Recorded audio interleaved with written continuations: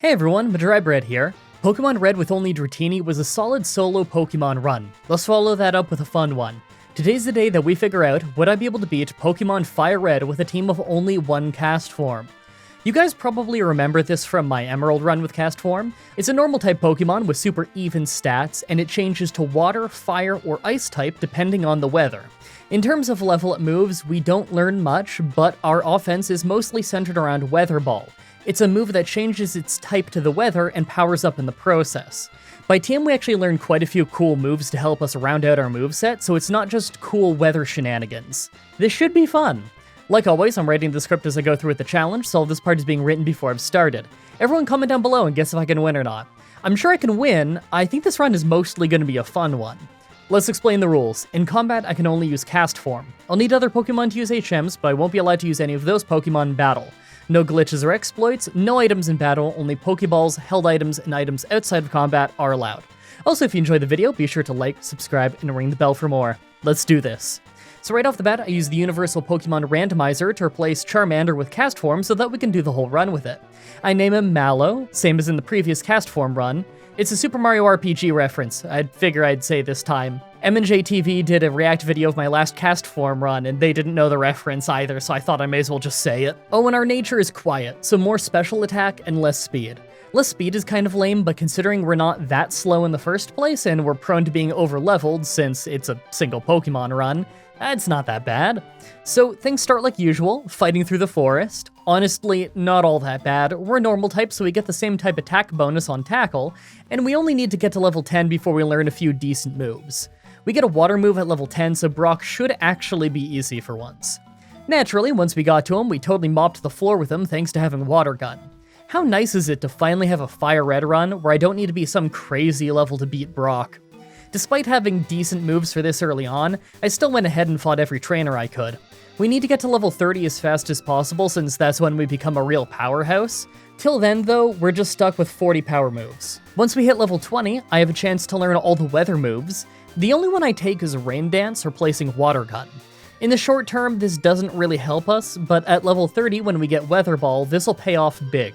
Plus, we can always get Hail and Sunny Day later through TMs if we really want it. Oh, and would you look at that? On my way through Mount Moon, I took the Helix Fossil. I knew that if I didn't say what I took, you'd all ask. Actually, now that I think about it, everyone ask anyway. Comments are good for the YouTube algorithm. On the other side is our first real rival fight. I was worried about Pidgeot at first, but we ended up freezing him solid with Powder Snow, so that was lucky. Rattata quick attacked us a bit, so we didn't get by him unscathed, but Tackle did tons of damage in return. Third was Squirtle, so all we could really do was Tackle. He used Withdraw to boost his defense, but it still wasn't enough and we took him down. Last was Abra, but he can't fight back. Not too bad. Alright, there's no way we're gonna beat Misty's Water Gym with Tackle, so I went straight for Nugget Bridge. Although Weather Ball can't be turned into anything super effective against Misty's team, we could just overpower her with it anyway. If we use no weather, then that's a 50 power Weather Ball boosted by 50% from the same type attack bonus, so 75 power. Or we could use Rain Dance so that Weather Ball's 100 power, it bumps up to 100 when you have weather, plus it gets Stab since we changed to water type ourselves, plus the extra 50% from it raining. Yeah, she resists it, but I bet we could still just overpower her. Was my math right on all of that? Honestly, I'm not 100% sure, but I'm sure the comment section will let me know if it's not. It's gonna take us a lot of fights to get there though, as I'm already on the SSN, and let me tell you, grinding here sucks. Like we just went over, we're not very good against water types right now, and of course there are plenty of those on the SSN. We get a bit of a break with the Gentlemen and their Growliths, but I am desperate to hit level 30 fast, so I'll fight whatever's here. On one of the last few trainers here, we finally got Weather Ball. I went ahead and replaced Tackle, since this would be a stronger normal move if used without weather anyway. Let's try out the combo on our rival and see where we're at. It went super well with us one-shotting most of his team, but his level 20 Wartortle still hung on. That makes me think we can't take out Misty yet. You know what? It's worth a try. At the gym, I just ended up not going with any special weather effects, and it worked out. I guess I was just strong enough to beat Starmie in 2 hits with a regular Weather Ball. Can I take a moment to say that I really appreciate having water moves in a Fire Red rock tunnel? This place has a lot more mandatory hikers than it does in Gen 1, and that can really slow you down if you don't have something to deal with it, especially considering some of them can self-destruct. These are little things that I have to worry about in these challenge runs that I don't always bother bringing up, but preparing for stuff like this can really save you some time in the challenges where it would be a bigger problem. Like if I had no water or grass moves. Anyway, on the other side, I get the rival fight out of the way early. It goes about how you would expect though. We're a much higher level than his team with a brutally powerful move. I don't think he'll be an issue until much later. Next up, we have the Grass Gym and Rocket Hideout, so I decided to sell a bunch of stuff and convert most of my money into coins to buy the TM for Ice Beam. We only had enough to get 2,000 coins though, and I don't want to play the slots. I'll just find some trainers in the Rocket Hideout for money. Oh, and Giovanni lost, because of course he did. Giovanni is usually a pushover, but this is the we have a ridiculously strong water move run, so I'm not exactly shaking in my boots. Oh yeah, and I forgot the Electric Gym earlier. I just used Rain Dance and Weather Ball. I'm sure they could have done decent damage if they hit an electric move, but we're a lot faster than them at this point, so they didn't. Anyway, after fighting a bunch of trainers near Saffron, we finally had enough cash to get 4,000 coins, so now we have Ice Beam. As soon as we got it, I headed straight for the Grass Gym for a pretty easy first try. I love this moveset already. With that done, I went through the Safari Zone, making sure to get the TM for Sunny Day on my way. Now, because Sunny Day powers up fire moves, we could actually learn this and have a fire move that's just as strong as our Water Weather Ball. Honestly though, I'm not sure I need it. I can't think of many Pokemon that we would need fire for, but I can think of a lot of Pokemon that I need an electric move for. I need cash to turn into coins to buy that though, since Surge doesn't give you Thunderbolt in this game. I'll hold off on learning either one for now since it's not urgent, but those are ones I'm considering for adding to the moveset. Right outside, I went after the Poison Gym. Our Water Weather Ball made short work of most of his team. I was a little worried with Muck using Minimize and Weezing using Smoke Screen, but on the first try where we didn't get hit by Toxic right away, we won. Well, this is the super strong water move run, so I figure we should probably go after Blaine early. This is Fire Red, so he's not nearly as pathetic as he is in regular Red, but we still have Rain Dance and a super strong water move, so I think we'll be fine. Despite the low level difference, we ended up one-shotting his entire team. I didn't even walk into the fight with full health and it went fine. Okay, next is Silphco, but I'm feeling pretty confident. I bet we don't need to fight all the trainers in this place. If we don't win in the first few tries, I bet we could afford to get Thunderbolt to improve our odds. First was Pidgeot, who goes down in one Ice Beam, and second was Growlithe. Right away, we just made it rain to tank his Flame Wheel and then one-shot him with Weather Ball. Execute went down in one Ice Beam, and Alakazam was too frail to survive our powered-up Weather Ball. Last was Blastoise, and it's still raining, so I tried to brute force him with Weather Ball. It did a good amount of damage, but it stopped raining. Despite our lowered attack from Intimidate earlier in the fight, I kept spamming the normal Weather Ball to try and finish him off, since he was just using Bite and Protect anyway. That was shockingly easy. And as you'd expect, Giovanni right after was a sweep with Weather Ball. It's kind of funny how he gets easier as the fights go on because he keeps using even more ground types. On our way out of town is Sabrina, who ended up being a total sweep. Her Pokemon are just too frail to handle Weather Ball with the rain buff, even if it's not using attack.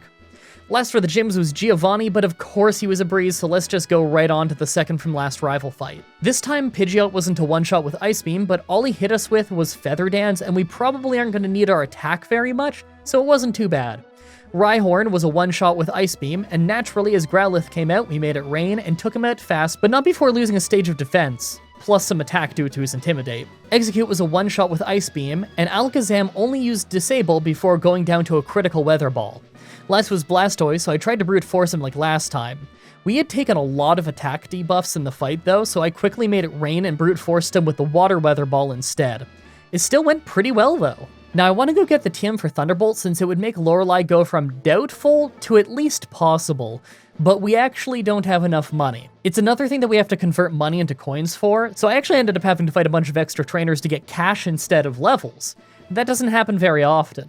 We really do need Thunderbolt though, so this is worth it. Let's take a look at our stats now that we have it.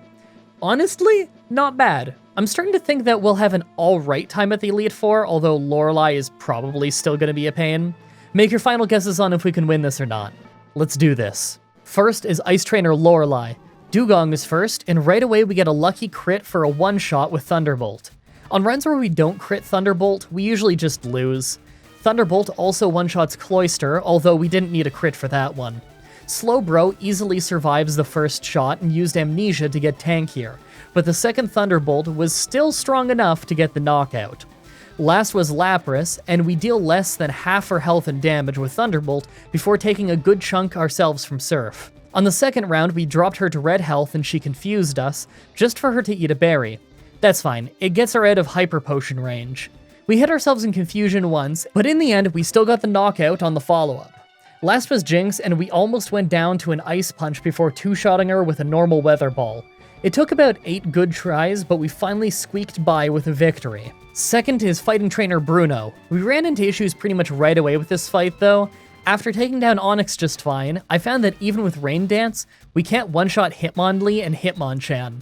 That's pretty bad considering just how hard they hit us, even when we're not a normal type. We can't really afford to go changing the moveset right now, so I'll just have to get a bit stronger and come back. After re-losing to Lorelei over a dozen times despite being a higher level, we're finally back at Bruno.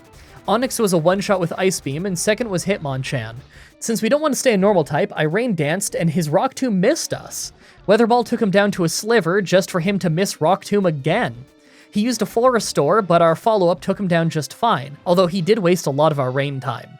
Thankfully, we were just strong enough to one-shot Hitmonlee, but the rain stopped as Machamp came out, so we had to start a new Rain Dance. As we did, his Cross Chop actually missed us, so we got a free hit in on him, and he used Bulk Up on the follow-up, so we didn't take any damage. Last was Onix, who was of course another one-shot. Man, that was a really lucky fight. Third is Ghost Trainer Agatha. Gengar is first, so right away I make it rain, and she starts with her double team. Weather Ball one-shot him though, so at least there's that. Golbat survived an Ice Beam and managed to confuse us. I knew I should have used the Water Weather Ball anyway. Our follow-up Ice Beam took him down. Arbok was a one-shot with Weather Ball, and next was Gengar. She's faster than us and spams Hypnosis. Although the first one missed and we made it rain, the second one hit, so we had to start taking damage while we waited to wake up. Sludge Bomb did deal quite a bit of damage, but we woke up reasonably fast and one-shot her to take her down. Last was Haunter, but she was also a one-shot, giving us a win. Fourth is Dragon Trainer Lance. Water Onix was first, but he went down in one Thunderbolt, and second was Aerodactyl. Ice Beam did awesome damage, but not before we took a bit from Ancient Power. He used a full restore after, so he got another hit in on us before we could take him down though, thanks to his speed advantage. Plus, it was a Hyper Beam, so we're around half health now. Thankfully, his last 3 Pokemon are all Dragon types that we can one-shot with Ice Beam. I love this move, it's a run saver. Finally, the Pokemon champion, and this one is brutal. Right away, it took me 22 attempts before I got one where we didn't get sand attacked right away, or just take way too much damage from Pidgeot. He isn't hard, but sand attack wrecks us. In this attempt, we were in water mode when he went down, so they had to send out Exeggutor next, who used a light screen.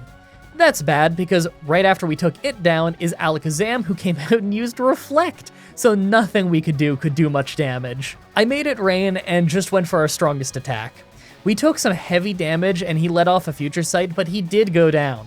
As soon as Rhydon came out though, we got hit by a Future Sight and fainted. That's fine. I think we only need a few levels to win anyway. So by the time I naturally get back here after failing the Elite Four a bunch of times, I'll probably be the right level. By the time we finally got back, we are at level 78. Yes, I lost to Lorelei more. We still don't one-shot Pidgeot, but our Ice Beams do a lot, and we managed to take him down before he could do more than a bit of damage. Alakazam still used Reflect, but this time we took him down pretty fast, and Exeggutor ended up getting frozen solid from Ice Beam. He was able to thaw himself with a full restore, but we're faster, so the 2 follow-ups took him down before he could do anything dangerous. As Rhydon came out, we made it rain, but he hit us with Scary Face, so we've lost some speed. We still one-shot him, though. We're slower than Arcanine, but he used extreme speed anyway, so we just took him down fast. Last was Blastoise, and right away he's using our own rain to power up his Hydro Pumps. They're not crazy strong, but they do hurt. What hurts a lot more, though, are our Thunderbolts, as that's all it takes to finish him off and win the run. Well, that was a fast run. It wasn't exactly easy by Pokemon standards, but it was for sure easy by Pokemon Challenge standards. I really hope you guys like that run. For next Saturday's Pokemon Challenge is going to be another fun full team run when I work on Pokemon Emerald with only normal moves. As always, I'm looking forward to your suggestions in the comments, in the challenge request section of my Discord channel, and on Twitter. Subscribe, ring the bell, stay tuned. I don't really have much to plug on this one. I'm gonna try and do more Mario Party for you guys because I did another episode of that with my friends recently, and I saw that you guys loved it so much. Hopefully I can get back to Pokemon Mystery Dungeon sometime soon. I don't know. I'm trying to rework schedule stuff. We'll see. I'll probably have some kind of vlog up on the channel sometime soon, where I just go over some schedule ideas and I hear your feedback on it. So I'd really appreciate it if you check out that vlog whenever it comes out, and you leave me a comment letting me know what you think of the ideas in the vlog when I have them completely hammered out. And by that I mean no one hears this part because it's right at the end and it's right after the outro bit that I barely changed for like a year and a half, and so everyone thinks it's gonna be the same thing every time. But those of you who do watch to the end are aware that it has changed. So I hope you find this more interesting, because I'm just spitballing because I'm bored. Thank you everybody so much for watching, and until next time, have a nice day.